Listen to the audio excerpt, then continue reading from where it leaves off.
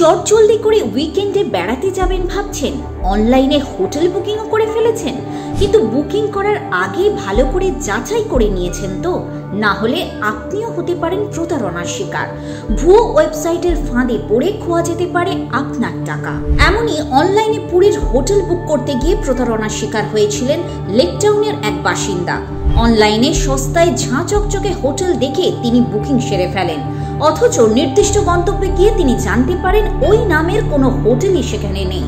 কিন্তু ভুয়ো ওয়েবসাইটের ফাঁদে পড়ে ততক্ষণে 20,000 টাকা খুইয়ে বসেছেন তিনি। বিধাননগর সাইবার থানায় অভিযোগ এলে তদন্ত শুরু করেন সাব ইন্সপেক্টর অতনু খামারু। কিছুদিনের মধ্যেই গ্রেফতার হয় রাজস্থানের ভরতপুরের বাসিন্দা প্রেমচাঁদ ওরফে দীপু এবং হুগলির খানাকুল থানা এলাকার বাসিন্দা স্বর্ণদীপ রায়।